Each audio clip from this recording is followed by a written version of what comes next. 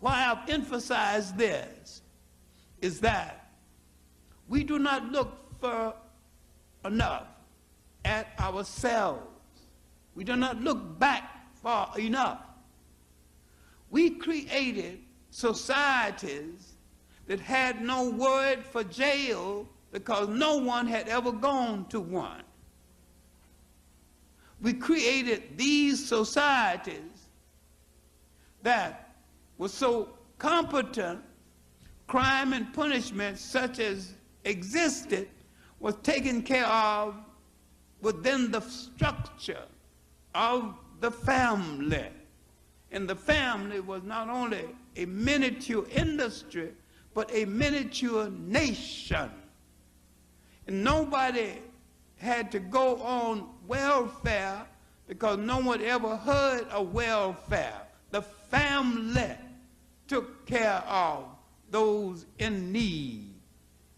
Each family took care of its own. We had created these kind of societies that had every element that went into the making of socialism and communism, every element that went into the making of Christianity before the first European wore a shoe or lived in a house that had a window. I am emphasizing this because you have been so brainwashed in years away from home and lacking knowledge in your own culture, you think you simply cannot make it unless you depend on Europeans or follow after them when they don't know where they are going. Every society, every great idea, every humane idea that they ever touch is corrupted. They have proven that they are totally incapable of understanding or practicing democracy, Christianity, or looking humanely at other people as equals to themselves, because they are so insecure they have to pretend that they are better than other people.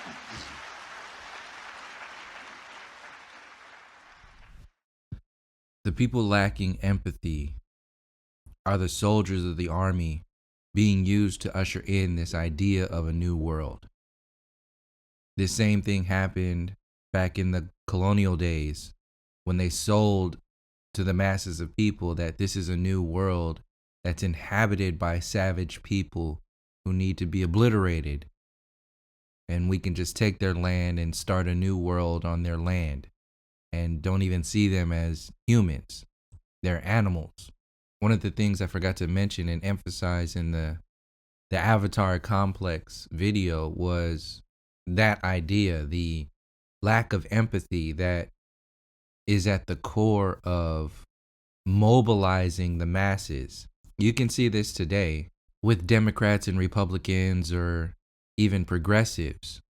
These masses of people are mobilized to vote in rules and regulations that actually work against them, still holding on to the system. And that holding on to the system comes from a great belief in the system. And the ability to believe in that system comes from having benefited from that system for generations upon generations. This is what sets the foundation for that lack of empathy. Because on the other hand, you have people who have been underneath the boot of this system for generations upon generations. Instead of being the foot in that boot, we've been underneath the boot. So we can empathize with each other who have been underneath this boot. Whereas people who are new to this locking down, people who are new to realizing that these laws and this system is not for their benefit, they're new to it. This is why they have to convince you, oh, well, my family grew up in a poor neighborhood too, so we're just like you. It's not about that. We're dealing with psychological conditionings that have been passed down generations upon generations, genetically. These individuals are talking about surface layer systems that are hurting them. We're talking about the way we raise our children today, the way we see ourselves, the way we interact with each other. Many people who have been underneath that boot for so many generations still see themselves as animals in some kind of way. This is why they have to emulate, they have to straighten their hair, they have to dye their hair, they have to get plastic surgeries to make their noses look a certain way. The actual God that they look up to outside of this experience, this goes beyond the experience. The God that they pray to and tell their grandchildren and children to pray to looks like these people who wear these boots, who are still on the throats of the masses. This is why some of our own people can't even empathize with us, because they are so mind controlled, so deeply mind controlled, that they are protecting the system, hoping that this system is for them and will change and fix itself. Getting into these new age circles and talking about we can come together and build a utopia. They're selling, just like Democrats and Republicans are selling a new president, these new agers are selling a new thought process, a new idea, with the system still standing, with the system, within the system, with changing the system. These are the most dangerous masses of people because their lack of empathy will allow these criminals, will allow these murderers, will allow these narcissists to continue this onslaught against the masses of people in different forms. Even when seen as violent, they still can't see, like the vaccine is violence, physical violence. We've been under the boot of psychological violence and physical violence for so long, but now physical violence against masses of people, even when that is known, they still can't see it. The hope, the faith, the belief in this system is still there. And that's why I say those individuals are the most dangerous. These Russell Brands who are spouting off, mainstream storylines day after day after day. And he's telling you, no, violence is not the answer. But he never goes into that. He spouts that off because Martin Luther King and people like Gandhi were out there selling that. So he sits on the shoulders of those people as if that's all you have to do. There's nothing else more to say. Why? Because those people were saints. Those people were the cream of the crop. So I can just stand on that space and move forward. But a lot of us are not coming from that perspective. A lot of us realize the violence. We're coming from the Khalid Muhammad perspective. We understand that we're dealing with violent criminals. We understand we have dealt with the genocide, the murder, the rape, the kidnapping, the mind controls, the poisoning, the syphilis experiments, the Jim Crow, the modern day slave catchers known as police officers, your so-called justice systems, the manipulation of the education system, destroying history, burning of the books, depopulation, poisoning of the waters, stealing of the land. We've dealt with all this. We are aware of this. It's those who are unaware of those stories who think that these criminals are not criminals, that think that these murderers are not violent. They are they're the pinnacle of violence. This is why you have these people like Russell Brand out there who are adamantly saying violence is not the answer. It's out of the question. When you're dealing with violent criminals, those criminals look at non-violent protesters and laugh. Taking that perspective is already setting you up for failure when you're going in against barbaric, extremely violent criminals. This is why those people have to go so hard. Russell Brand every day putting out a new video, teaming up with Joe Rogan, the biggest podcast out there. And speaking of for people who are looking at this Joe Rogan shit that's going on, I've been busting out that dude for years now. There's a whole playlist of videos starting off with 100 reasons why Joe Rogan is shit or something like that. But the same thing that's going on with the mainstream media's use of racism is going on with Joe Rogan. People in the truth communities and even in these progressive communities, they look at YouTube channels like mine and say, "You're talking about racism? Oh my God, you're falling for the mainstream media agenda to separate us and divide us through fake things like racism. You're not as woke as I thought you were. I'm unsubscribing." They think that because the mainstream media is using something, see, that's that double catch they got you with. Since the mainstream media has been demonized, the system knows this. It planned on being demonized. You think as obvious as the mainstream media is, they didn't know that they were going to be like thrown under the bus? The mainstream media is out there to be thrown under the bus. Look how fake Fox News is. If you're watching a movie, they are the obvious fall guy. They're the most trash out there. They're designed to fail. So in that failing, what do you think they're going to do? They're going to utilize that energy. So what they did was they said, well, let's put all the most important information, the information that's going to unify and heal people when they really deal with the situation and hold them accountable. Because if you go to the depths of the system of racism, white supremacy, you're going to get to justice. You're going to get to holding people accountable for things. You're going to get to the reasons why these systems are the way they are. So no, in order to distract people from going that deep, from getting to that accountability, from getting to that awareness, they wrapped it up in a Trump suit and bundled it up in a Fox News overcoat and said, this is what racism is all about. And the progressives out there ate it up and said, well, the mainstream media is pushing racism, so we shouldn't talk about it. And, oh, you're talking about it? You're a bad, bad person. Okay.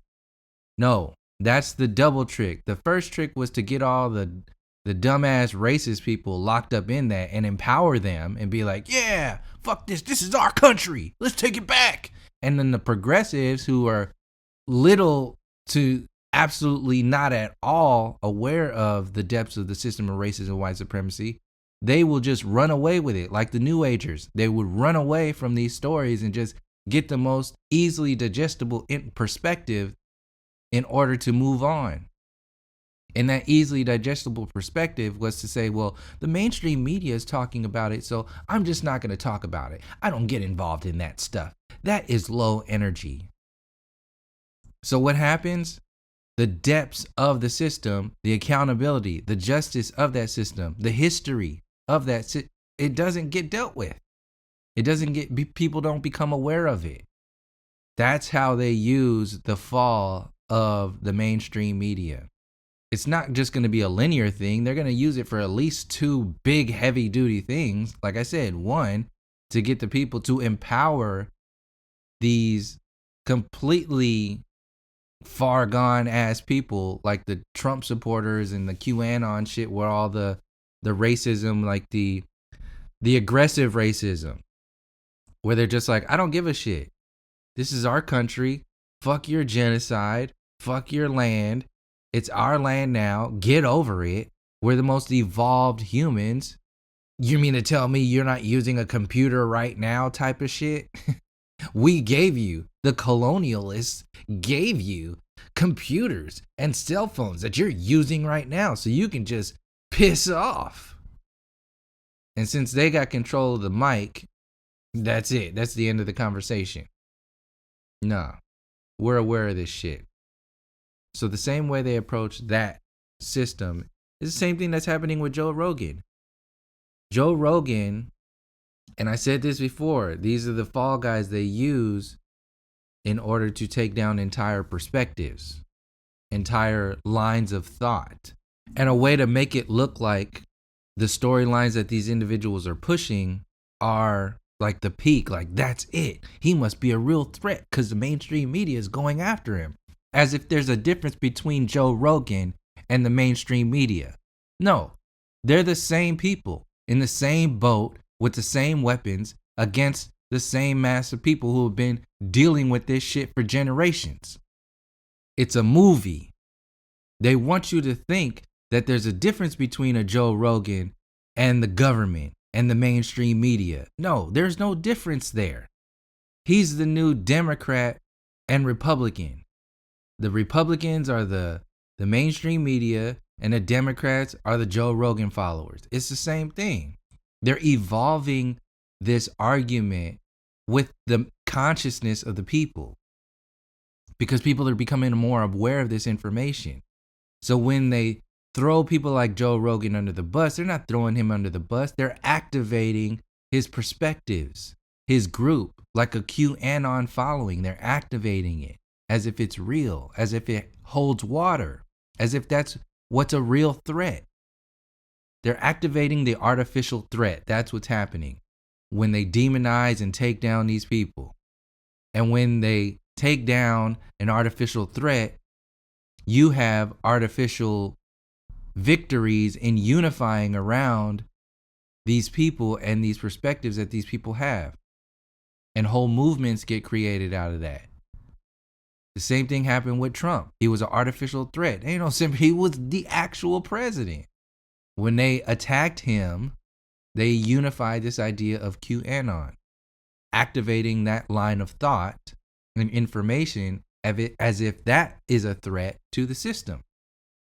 And people followed it. People donated to it. People did all this shit. Stormed the White House. All that garbage. Joe Rogan's the new version of that. And once again, you have people who are half or misinformed about the entire situation and going along with the mind control dialogue that the system wants you to pay attention to. So Joe Rogan is seen on his podcast through Spotify for artificially going against the system by talking about vaccines and not wanting to do it and taking alternative stuff. So he automatically teams up with the sort of new age, the progressive new age version of health and wellness. And he doesn't say necessarily that the vaccines are bad. He just, because he's not going to go there. He's not going to go like full throttle against the system. He's just going to play the fence. That's what that is. So he'll push stuff like ivermectin, but like he won't go into the reasons why. He won't go into the reasons why he's not taking the vaccine, why he stays away from that. Because then you'll have to go through the sinister intentions of this system. So the mainstream media is doing this artificial takedown of Joe Rogan because he promotes this alternative approach to the vaccine and everything that's all around that whole COVID shit in order to attack the people who think the same way and demonize them, make them the dummies, because science is the way. Like I said, science is the new Christianity. If you're not a Christian, you're a witch, you're a devil worshiper, and you should be dealt with. You should be burned at the stake. You should be ostracized from society. So with this artificial takedown, they're pulling in all these other perspectives in order to pull him down. And one of the big perspectives that they're pulling out and making known is his blatant racism over the years. Before any of this COVID shit went down, I knew what he was about as a person. But now you have these videos that are out there of him just loosely and blatantly using the N-word, just like on and on and on, like it's nothing, multiple times, referring to so-called black people as apes, like a story talking about where he walked into a movie theater and it was full of black people. There was no white people in there. So he felt like he was in the planet of the apes. And saying something else in reference to a kid who has a black father and a white mother, talking about he got the best of both worlds with the black genetics, physical genetics, and the mind or the brain of white people. Basically saying that so-called black people have different brains, are less evolved in some kind of way than so-called white people. You don't like accidentally say some shit like that. That's just in who you are. And it's blatant. So he's said all that stuff. He's being also exposed for all of that stuff. And not surprisingly, people are they're not at all focusing on that. They don't think that that's a problem. They can't empathize with that. They can't even sympathize with that because it's normal for them too. They don't give a shit. That alone is enough to be taken down. If the roles were reversed, if a so-called black person, anybody, even the highest whoever, if Morgan Freeman had said something equivalent, there's no equivalence to what Joe Rogan said, but if Morgan Freeman or Denzel Washington, whoever is most received in those higher echelon circles up there, if they had said something equivalent to that, or even half the equivalence of that, they would be removed. They would be completely kicked out of Hollywood and ostracized forever. But since it's a Joe Rogan, see, this is just another proof of how so-called white people have the ultimate pass. They get a pass in everything. They are approved by the people. They're approved by the leaders. They're approved by the consensus between those two. Like beyond there, they can do no wrong. And even if they do wrong, all they have to do is put out this fake ass apology and then they're good to go. I mean, there's example after example of people who have said the most jacked up, done the most jacked up shit out there. Known pedophiles, known rapists in Hollywood who are still being used in these movies. Drug addicts, I mean, just fucking low ass shit. And they are reincarnated back into the $1 million parties, $1 million movies. Oh, don't worry about that. We got you. Because they know that's another weapon used. They know that people are seeing this. So it's another form, another way of keeping you down. You'll never make it. If you slip up once, if you even think about slipping up once, you're done. But these people can slip, roll down the hill, create an avalanche, get up at the bottom of the avalanche after they destroyed all this shit, and still be on top of that mountain. So the biggest point I want to emphasize with these perspectives, with that perspective specifically, is that one of the biggest weapons in that storyline is that these individuals that they push out there, like the Russell Brands in comparison to like a Joe Rogan. Russell Brand is seen as like some spiritual teacher and so on and so forth. But he's teamed up. He's got the co-signature of Joe Rogan. So this is how they work together. The biggest thing with those individuals is that they have zero ability to empathize with the perspectives that we're coming from. This is why they are used as leaders. It's the same way with Black Lives Matter. Black Lives Matter isn't going to the depths of where people like Khalid Muhammad was coming from, where people like Neely Fuller Jr. are coming from. And that's on purpose because it's designed to keep you thinking like things are, like you're woke, like things are getting better, because it makes you docile towards the system getting worse, expanding its powers around your ignorance.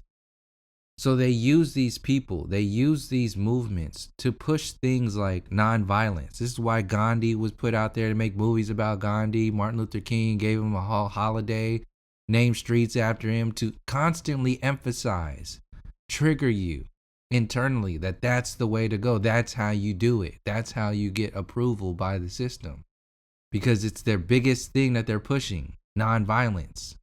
The perspective of nonviolence is a weapon, and one of the biggest weapons out there when you're dealing with extremely violent people.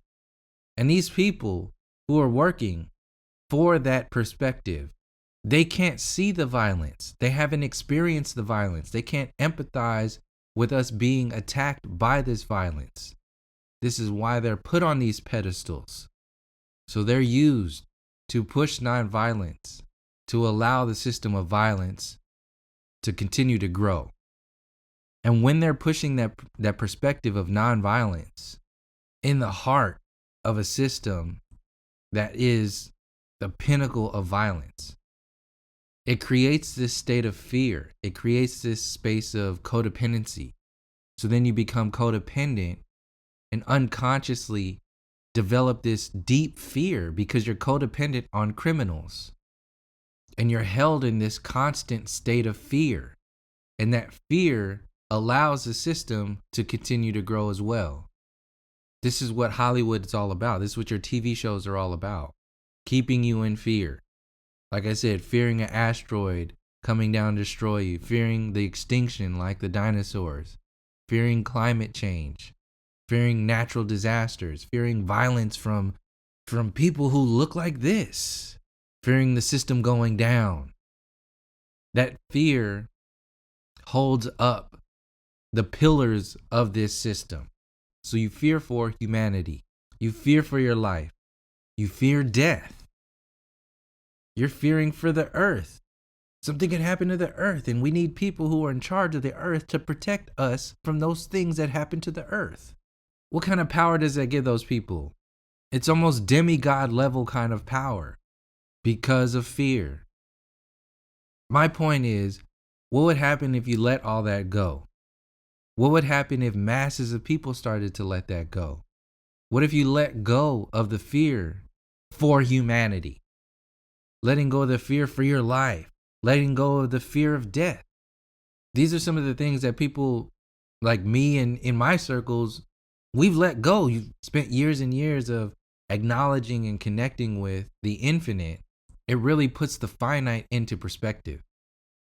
And it releases this huge weight that is forced upon you through fear. And this is not to jump into like people who are thinking about suicide and all that stuff. And that's not what I'm saying. That's my perspective on that, is that your mind is so far off the scale that it takes over and thinks it has control over the infinite, which is another form, a deep form of self-mind control. I'm not talking about that. I don't promote that in any kind of way at all. I don't see it as any way or the way or any way. But saying that is not to take away from the very relevant need to let go of the fear of death and the fear of losing your life and the fear and the egotistical fear for humanity and fear for earth, all that shit. What would happen if you let that go? If hundreds of millions of people started to let that go? If a majority of us let that go, what would happen energetically? It shifts the balance from the finite to the infinite. Not to discredit the finite in any way, only to put it in its place. Because right now the finite is completely outweighing the infinite because of these systems, because of your university, your institutions, the way they developed your perspective of the universe. These theories, these speeds of light, the speed of gravity, the Big Bang, the evolution theory, the weight of thinking that you're a monkey. You don't even know what a human is. Your capabilities are dormant because you're a monkey. A monkey doesn't do anything more than use physical tools at best. Your smartphone is nothing more than a monkey using a rock to crack open a seed or to crack some other monkey's skull open. So you accept that. When these systems are sold to you as your foundation, you accept that as your reality. What would happen if you let that go?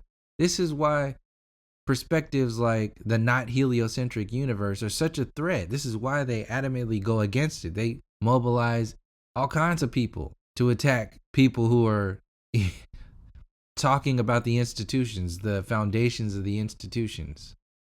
You can't do that. It's breaking mind control, breaking fear.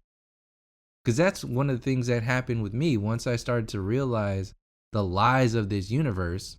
it connected me more with my ancestors because they had those perspectives already. But beyond that, it connected me with a deeper space of reality overall because I had let go of that fear and that ego that comes with that fear. Like I said, fearing for humanity, fearing for Earth. Who are you? Obviously there's some dark and jacked up shit that's going on that shouldn't be going on, that's affecting animals and Earth and all that other stuff. But what about the mind of Earth? Like your mind, like your ego is so big that you can't realize that the Earth itself has an intelligence. If there's a problem, it will deal with it, just like a person. See Earth as a person. If these little parasites living on your skin, it's gonna do something. Let it be. Oh, human. Oh, we have to do this. Climate change is The sun is gonna burn it. Nah. That's one type of people's perspective because they have a different kind of relationship with this experience than we do. So it's like that saying goes, if the only thing you give people is a hammer, then everything becomes a nail. So this system is something to be nailed down. Humanity is something to be nailed down. All they have are clubs to beat people over the head with. The intelligence is not there. So they created this artificial intelligence, this fake shit, because they don't have the ability to go there on their own. And it worked. Trickster magic works. Up to a point. It has a shelf life. And this exposing of this trickster magic is being seen for what it is. This is what's happening right now. It's being exposed. This is why it's so threatening to these people. Because they've glorified the finite. And they realize that people are letting go of this fear and stepping into their space of the infinite. They know what happens if people no longer fear their weapons. They're done. This is why protests are such a threat to some degree. Not only it makes you think, but you have people like in the Occupy movement. We were standing on the front lines. They had weapons. Mind you, they were rubber bullets and tear gas and flashbang grenades. They weren't deadly weapons yet. But they had weapons. We had nothing. We were just standing there. That's a fucking threat. That's a big statement. Not only that, we were standing there with nothing, with only the realization that shit's fucked up. And we shut down one of the biggest ports in the nation, the Port of Oakland. Millions and millions of dollars were lost those days. Millions and millions of dollars were lost those days that we shut down the Port of Oakland. That's a heavy thing to do, especially, and that's what happened with being nonviolent. Just imagine what would happen if we mobilized ourselves and said, no, we know you are violent. We know you are criminals. We won't be the ones who instigate violence, but we will defend ourselves against violence. That's game over. And I say they didn't have deadly weapons out there against us who had nothing. But that in many ways is not true at the same time. Those rubber bullets can incapacitate you. There was a veteran out there who got hit in the head by a tear gas canister who's brain damaged for the rest of his life. He took the city of Oakland to court because of that and won. And his life is changed forever. The system is violent. It's the definition of violence. That's why I said, be very aware of these people like Russell Brand who are just telling you, oh, I'm not even going to entertain the idea of people being violent. Because if they say that, then that means they're not even going to entertain the idea, the perspectives that you're coming from. They won't entertain empathy with the perspectives that you bring to the table. They will shut you down. They will dismiss you. And beyond that, they will project onto you something is wrong with you for even coming from that perspective. So some of the biggest inhibitors towards realizing that infinite space, like I said in previous videos, is the glorification of this finite. They emphasize these finite prizes as the human accomplishment, the accomplishments of this experience. This synthetic system has been put on television, and you're trying to get on television. You're trying to be the American Idol. And it's simple shit. This is the stuff that downgrades the infinite by emphasizing the finite. Like, what are the accomplishments? Baseline accomplishments of this system. You got having babies, so reproduction. Animals can have babies. It's not an accomplishment. Wealth, fake money, finite. Reproducing is finite. Intellectual prizes like the Nobel Peace Prize. And that's basically it. Reproduce, get money, win a Nobel Peace Prize. You're a successful human.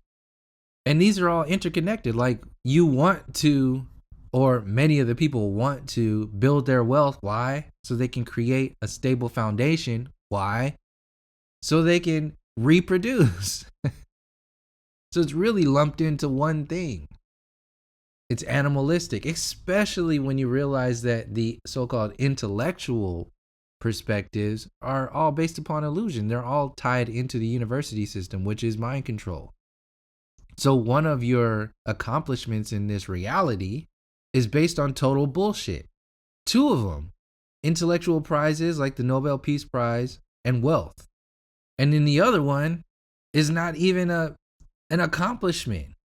It's a natural physical thing that's built inside of you. Anybody who has the physical capacity to reproduce can reproduce. And that's the thing. I'm not saying that raising intelligent children is not an accomplishment. No. Because that's a difference between just reproducing. Reproducing is all you have to do to be accomplished in this system. They hold that. Oh, how many kids do you have? I have 5 kids. They're off in college. All of them are depressed. They got all kinds of attachment issues. They're all fucked up in the mind. All kinds of shit's jacked up with these kids. But that doesn't matter. Why? Because it's just a matter of, did you have a child? Did you make another version of you? Basically, did you provide a battery to this system? That's why it's seen as an accomplishment. It's sold to you as an accomplishment because they need more batteries.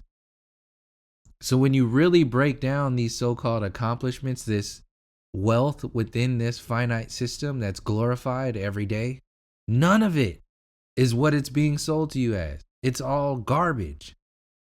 The only thing real within those experiences is the way you experience that journey. So it's a dead end. The system is a dead end. You're born into death. This artificial death, not even the natural relationship with death. You're born into a living death because you're born into this maze.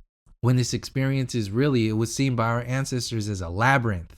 There's a difference between a maze and a labyrinth. A maze is designed to consume your time, to trap you in running into walls. While a labyrinth has one way in and one way out. It's a journey. It's an experience. You have to walk each step through this experience back to the center. And when you get there, you're a different person because of that journey. And when you're done, you turn around and walk back out. And you have a different perspective because you're looking from a different angle on the way back out. There's a meaning in that journey. There's no meaning in the maze. There's no meaning in this artificial experience. This is another thing that happens when they demonize your ancestors and just call you savages. If you had never even heard of what the indigenous people use the labyrinth for, Look it up. I would highly suggest looking up First Nations people's use of the labyrinth. So yeah, trapping you in that maze is like trapping a mouse or a rat in a trap, developing this animalistic mind. Because when you're in a maze, you're running into these walls, you're running out of time. So your main thing is survival. And that survival mentality is coming from an animalistic perspective. So trapping you in a maze, running you into these walls. And this is why the group of people who are the biggest threat to this system are the most attacked and the ones that are most put into the biggest mazes everywhere you go. It's hard for us to get a job. We're living in the so-called ghettos. We have the worst schools. We have the worst food. We can't even take care of our own fucking bodies because the liquor stores where we get dinner, we're treated a different way by people around the world. People are literally raised to hate us. The mainstream media kills us off. Who's the first person to die in a movie? The black man, obviously, all the time. What does that do to people? Constantly bringing us down. Even I just watched the Eternals movie, this Marvel movie. One of the latest Marvel movies that came out is a team of like intergalactic superheroes, like a different version of the Avengers, like a universal Avengers instead of for Earth, it's for the universe. And of course, they have to have this so-called diverse group of people to make it look like it's progressive. But guess what? Guess what happens to the only so-called black people in that movie? First of all, the woman in there, the black woman, literally cannot speak. She obviously can speak sign language, but her voice, she has no voice. And the black man, the only person in that movie is gay. Always doing this, always taking your masculinity, always bringing you. If they can't kill you, they'll make you gay. This is what these movies do. Why do they do this? It destabilizes the entire people. It rips the masculinity away. It takes your power. It makes you less than. Even an extraterrestrial so-called black man. You can't even be a black man in space. In the fake space. You can't even be black out there without having this system do something to you. Because what does this do? It not only makes the black man look a certain way, it not only affects the so-called black man's masculinity in a negative way, but what does that do for the so-called white man? It emphasizes his power. It emphasizes his masculinity. It builds him up. For people who are still unaware of the intentions behind these things in Hollywood movies and TV shows, I'm not going to go into detail on that because it's a proven fact. I've spoken on this stuff for years now. But if for whatever reason you're new to it, just research black men in dresses in Hollywood. That's all that needs to be said. And look at some of the interviews with so-called black men in Hollywood who've had to deal with the so-called white industry putting black men in dresses and why they do that. It's the same reason why they made the only black Avenger in the Eternals movie a homosexual. It's the same reason why in every horror movie, the first person who dies is the black man. This is an attack, an intellectual attack. And it's obvious as hell. But if you're not looking for it, you really, if you have trust and hope in this system, you're not looking for it. You don't see it like that. But it's our experience every day. We see this every day. We know this attack is happening. And then when we bring it up, what happens? People tell us that we're overreacting. We're being divisive. And you get dismissed. They deflect from your perspectives. And then project onto you like something's wrong with you. That's their army mobilized against you. And that's gaslighting you. This is what all this dismissing of our perspectives is. When they're emphasizing their nonviolent perspectives, their progressive perspectives, it's a gaslighting of you, because your perspective, it's just in life, is deeper than any of their politics. And when they don't even entertain that, that's why I said, there's no fixing this system. They're gaslighting you. And even worse than that, that's just the obvious nature of it. But when you really see that you're being violently attacked and have been for generations upon generations, and then they just tell you, oh, you're just even by saying this, it's reverse racism, or you're overreacting. That's not really happening. Or we're all being attacked now. That's dismissing you.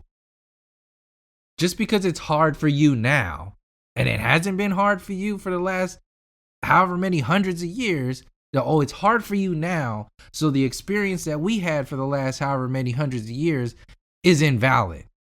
Our perspective on what we experienced for the last hundreds of years, it doesn't matter anymore because you now live in the ghetto?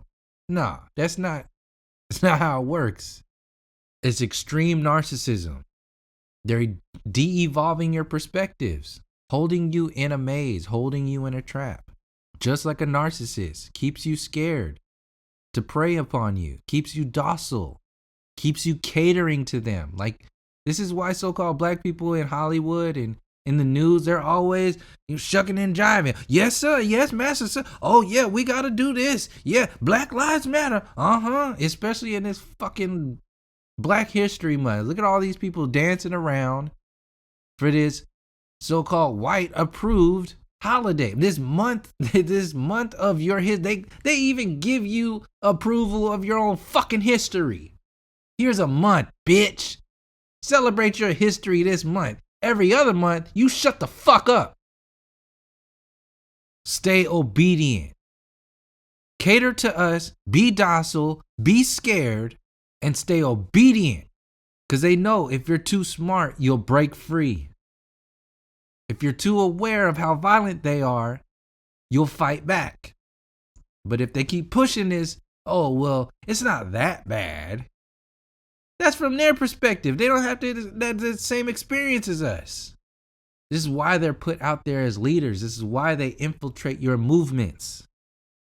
It's happening in the truther community right now. This was happening in the so-called flat earth community.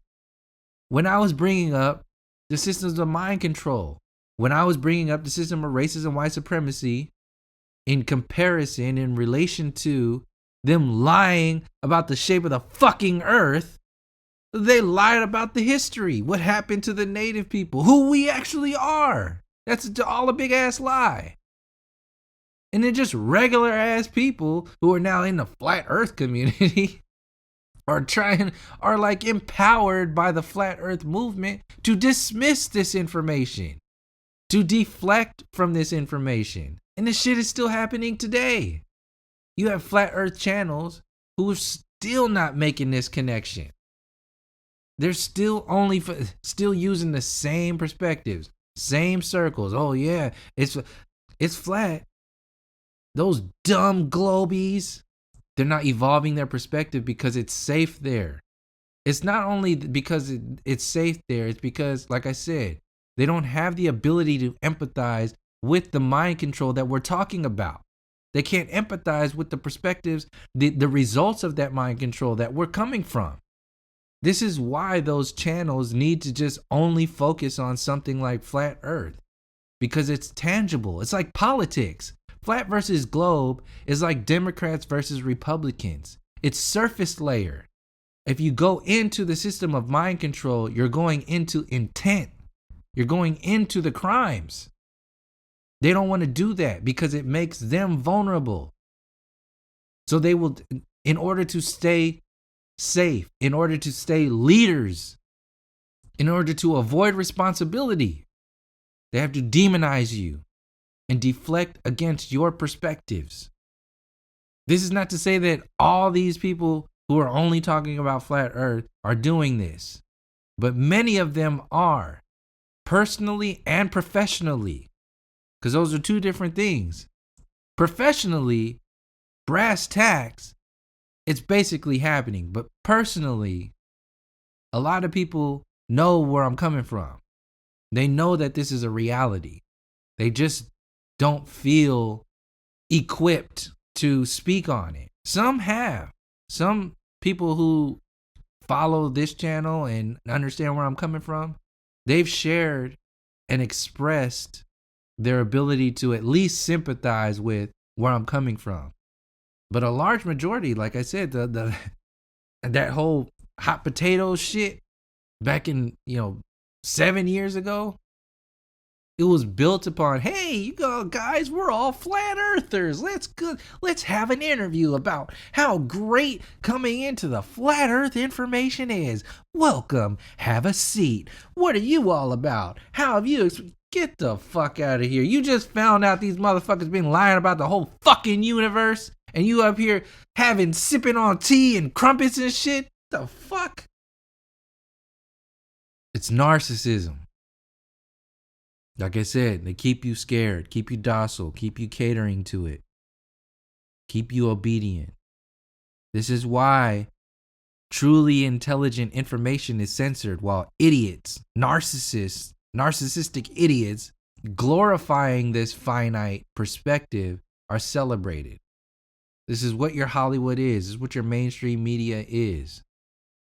Your social media. It's the glorification of the finite. Glorification of the narcissist. So I'll get into this in future videos, but one thing that I'm sort of spitballing about right now is, like I said, one of the main things that I see as something as working towards forward progress is justice. But that's evolving too, because a lot of this justice perspective is implying in so many ways that these people will sit around and take their justice. And I don't see these criminals having the mindset for standing up for justice. It's like asking them to turn themselves in. I don't see that. I think they're too far gone. So that takes justice to a different conversation after that now. Because the justice isn't going to come from their justice system. Like I said in previous videos, they will never hold themselves accountable. So the justice that we're asking for, from how I see it, can't be asked for. It needs to be taken. And it needs to come from our law. So that means our entire systems need to be revamped. We need to step completely outside of those systems. Their system of justice is not a justice system. Their education is not an education system. Their civilization isn't civil at all. They believe in shit like civil war. The fuck does that even mean? Their environmental systems, they don't give a shit about the environment. It's all profit based. These are narcissistic criminals, psychopaths. Every system that they have is not for your benefit. It's at your expense. And one of the main systems that would usher in our development of these systems is to start to develop our relationship with language. Because language, your relationship with language, it sets the foundation to your entire experience. Look at the depths of different languages. Certain languages set the foundation to intelligence. Like, look at the English language in comparison to more complex languages. The English language is like fast food for interaction within this experience. It's garbage. It's not for your benefit. You can barely survive on it, but it's trash. And it's not just trash on a physical level. It's trash on a psychological level, and mentally it inhibits us more than it helps us. This is why the English language is being sold around the world as being, a unifying factor, the same way they sell you everything else, because it's a mind control. See it as a virus. Language determines how you experience your reality. So we need to start thinking of developing a more complex form of communication, something that inhabits more energy, more than just emotion, more than just information. Because this more complex form of communication, how I see it, has the ability, could possibly open up dormant abilities. But we won't be able to see these. This is why people in the New Age community are so fucked in so many different ways, because the energy that they're expressing through just vomiting the English language, just, it's like play school. It's kids playing with toys. It's like the kid it's like the kid with the fake kitchen making a fake apple pie and a fake chicken dinner or some shit like that. Like, it's like in your head it's real. Like, kids like, I really made that fucking chicken. Damn, that shit's good. But in reality, there's no fire on that grill.